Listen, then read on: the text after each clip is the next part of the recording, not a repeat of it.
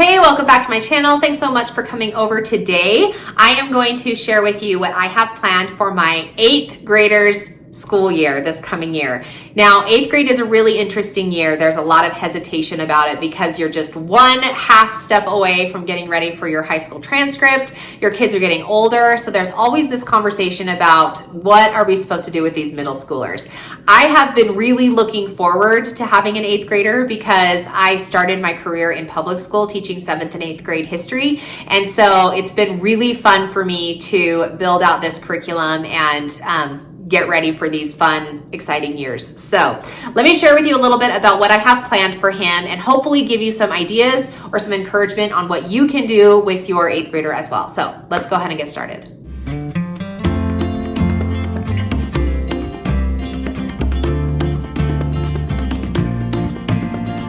All right, so this is a continuation of the conversation we had when we talked about my kids' family school subjects. A lot of the family school that I plan is geared towards my oldest child and has been that way from the beginning. This is going to be an interesting year because I am going to be adding an additional layer of lesson planning for my younger student because for the first time ever, I now have a 3rd grader who isn't just, coming along for the ride. When he was in kindergarten and 1st grade, I really felt like I just could scoop him up and anything he caught was better than nothing. But now that I feel like he's starting 3rd grade, I'm gonna spend a little bit more time making sure that he's getting some of the beginning concepts in our history and science subjects. All of that to say that my family school is directed specifically to my 8th grader. So he's going to be doing American history and earth science along with some of the other stuff that I talked about in that video. One thing that I did not talk about in that video that he's going to be doing is called Sidekick to Hero. And this is a mindset curriculum tool that was created, and it's an online kind of program where he has like live lessons and then recorded lessons. It's kind of gamified. He has competitions and challenges and rewards, and it's very interactive mindset tools. And what the creator has done is he's taken some very popular self-help books, mindset books, things like The Atomic Habits and I can't remember them all, but anyway, so many good books. And then he has digested it and converted it to teach that teen audience. It's really geared from 12 to 18 years old. And chef's kiss. It is so prime. It's exactly what I was looking for to really instill confidence and self-awareness and just all of the good character traits that you want your kids to be able to overcome. How to overcome bullying, if that's something that they struggle with, which so many people come into contact with. Anyway, all of the good things to say. It's called Sidekick to Hero, as in like a sidekick mindset to a hero mindset. And so just type that in, sidekickttohero.com. I'll put it in the description box below. I don't have any affiliation with him, and I wish that I had something that I could give you as a code, but you do get 2 weeks free. I will say that. His platform gives you 2 weeks to try it for free. So my oldest, will be doing Sidekick to Hero, and he'll do spend time on that every day to really ingrain those philosophies into his mind. So that is number 1. Okay, number 2, the next thing that we're going to be doing is test prep. And I am going to be using the platform testprepgenius.com, and she has just a course load that you can use for 1 semester, or you can do it for the whole year. And it's just teaching you how to take tests. It's really that skill of taking tests, as I have learned that test taking is an entirely different skill set than the content. And tests like the SAT or the ACT or the CLP are not content-based tests. They are strategy, logic, yada yada type tests. So I went to this whole class at my convention last year or over the summer, and it was life-changing. So that's what we're going to be doing. Is another component to his day will be the Test Prep Genius. Now, I haven't actually purchased my membership yet because it is an annual subscription, and I wanted to start it closer to the beginning of the year so that we could have his full 8th grade year to use it. Anyway, so I what I'm trying to say is that I don't know how it's broken down. I know she has lessons. I think there are 12 lessons, but I'm not sure how long it takes, how long are the videos, how long are the practice. She does have a whole course load or course book that you take, and as a part of that, you should be taking tests, like practice tests once a week or anyway. So Test Prep Genius is my plug for that, and that's what we're going to be doing for 8th grade. Okay, the next one that we're going to be doing, so for his English, let's talk about English for a second. So for his English this year, we're going to be doing a compilation of literature studies. So what is a literature study? I've picked books that I think are kind of a little bit challenging for him to read, and then we will either do a read aloud situation or he'll read them by himself, and then he's going to do either comprehension questions or something along those lines. A lot of the content that I get is coming from these books. I showed these in my last video for our family studies. But when he has a grade specific literature study that he does, then I get my helps from this. Because I don't know how to teach English, and these have taught me a tremendous amount of how to teach English. In addition, after we read the book, then I also use my AI program of choice, which is ChatGPT, and I will ask ChatGPT to say, okay, here's what we're reading. Help me build out a literature study so that we can pull out those English components that are important for 8th graders to know. Then on top of that, so that's going to be reading. Then we're going to be doing Wordly 3000. And I think I got him book 7. This is book 5 for my 5th grader, or book 8 rather. Anyway, so he's going to be doing this for his vocabulary and spelling. I did get Fix It Grammar again. I believe it's book 4 this time around. He did, what did he do? He did Robin Hood last year. So this year I can't remember. Anyway, I got the next one for that. And then on top of all of that, we're going to be practicing academic writing. And I am going to be using the curriculum called the Barron Method. Again, check the description box below. And the Barron Method really teaches how to get all of your ideas that you have in your brain, sort them, and put them into an academic paragraph. Then you build from 1 paragraph to 2 paragraphs, and then you just repeat lather, rinse, repeat as you build essays. So my kids, especially my oldest, since we're talking about him, I think they're very bright and they catch on to concepts really good, and I feel like we're actually in a really solid spot. However, they don't know how to get all of the ideas that they already have into a coherent paragraph on their page. So that's what the Barron Method teaches. And when I went to his instruction presentation about this product, it just was so amazing. I could not be more excited about how he taught kids to be able to pull out their claim and their evidence and their analysis, and then put those thoughts into a paragraph he uses color to kind of differentiate each of those components. So we're going to be using the Barron Method. And then here in my planner, I have written down, I've got all of these, however many there are, types of writing, and that's what we're going to accomplish using things like his books that we have, as well as the Barron Method has just paragraphs and subject areas that you can pick from, or I'll ask ChatGPT to give me some whatever. Content, whatever, that you can talk about, right? So my kids are going to write about, and I say my kids because this will be for all 3 of my kids at their varying levels, but my oldest especially will be doing a narrative essay, persuasive, descriptive, creative, informative, a how-to writing, list making, poetry, book review, as well as compare and contrast essays. So I'm going to be teaching him how to write using the Barron Method. And those lessons will be 1 or 2 times a week. We'll actually read the passage and then pull out the information so that we can write 1 paragraph and then moving up to 5 paragraphs.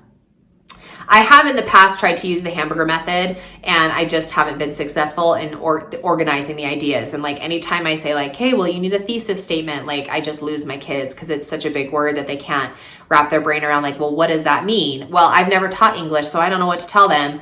until the Barron method. So that's what I'm excited to do for him, is to do the Barron method.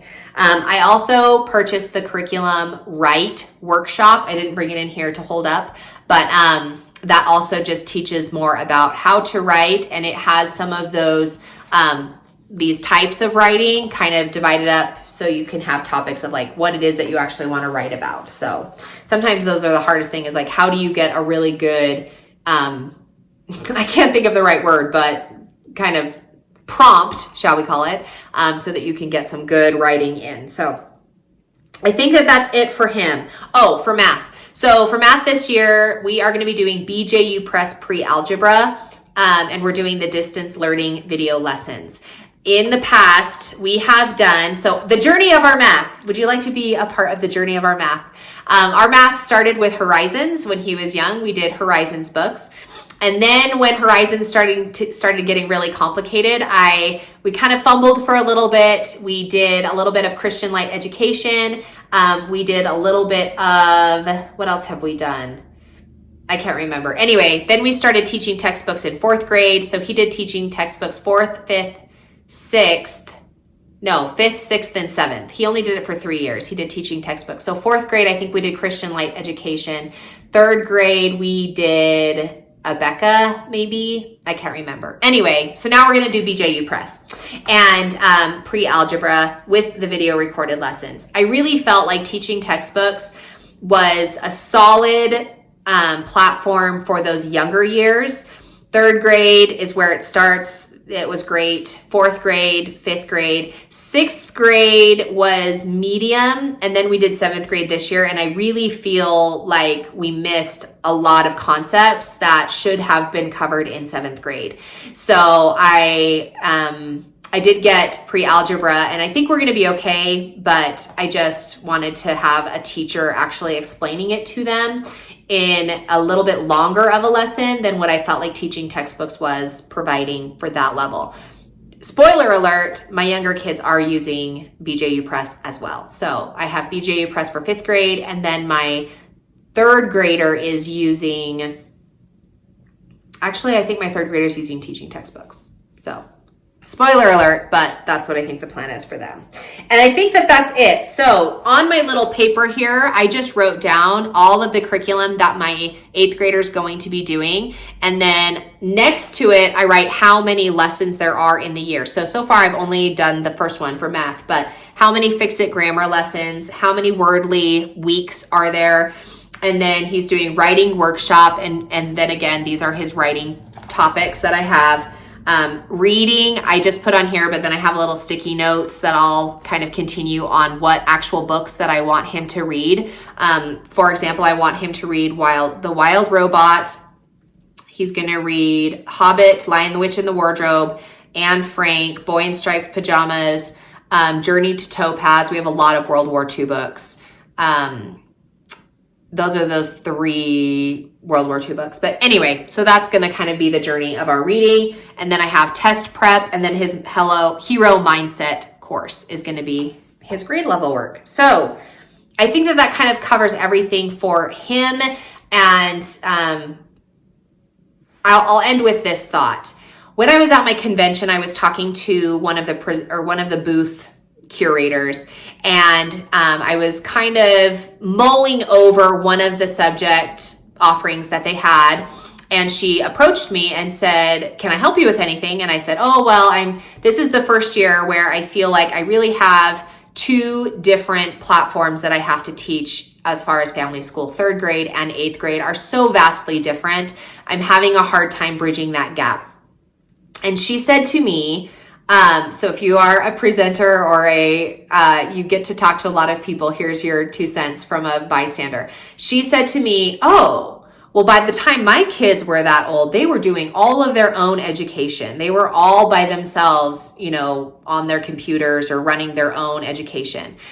And I was not offended by it at all, but there's 2 ways that you can do it, and neither path is wrong. So if you have an 8th grader or a 9th grader or a 7th grader or whatever brings you to this video, and you're looking for a big box curriculum that you're going to be able to hand to your child and allow them to travel and journey through their education on their own while you spend time with your younger ones, that's fantastic. I wish you luck in your journey finding what it is you're looking for, and I hope you find the perfect thing. If you are on a different path where you are curating the content, building the curriculum, and teaching your children, sitting alongside your child and learning, that's a great way that you can do it too. The way that this presenter said it to me, she was making it sound like my way was the wrong way. My way is not the wrong way, it's just a different way. I was a public school educator for 7 years. I then moved out of the public sector into a private sector for 3 years. And since then, I've now been homeschooling my children for the remaining, 7 years that it's been, 8 years. So I've been writing, experiencing, and teaching curriculum for 20 years. It's okay for me to write and build and teach my kids in a platform that I choose to do. That being said, is it a lot of work? Absolutely it is. Is it challenging? Absolutely it is. And does it take a ton of time? Absolutely it does. However, it's what I enjoy to do. So if you're sitting there listening to me talk about how I'm writing my science and my history units, and you're like, I could never do that, then there are companies that will sell you all of the things that you need to be able to teach your kids. This is just how I choose to do it.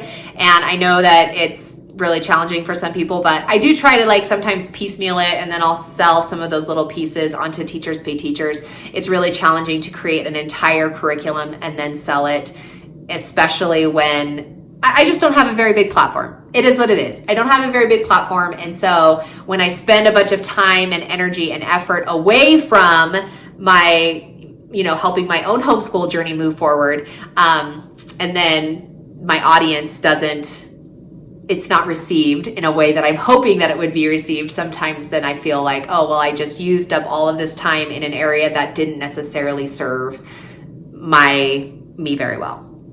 Does that make sense without me saying that I'm not grateful, because I am grateful? But anyway, okay, that kind of was a side tangent to say, however you choose to educate your middle schooler, do not ever feel bad that your pathway isn't the same as other kids' pathways. Okay. This is just to say, hopefully you find exactly what it is that your child needs, and maybe some things that I'm using will be helpful for you as well. So thanks so much for stopping in on this side of the mountain. If you want to support my channel for free, all you have to do is hit that like button. And if you want more content about what we're doing on our side of the mountain, then go ahead and hit subscribe so that you can see all of our upcoming videos for this upcoming school year. Thanks so much for watching, and we'll catch you in the next one.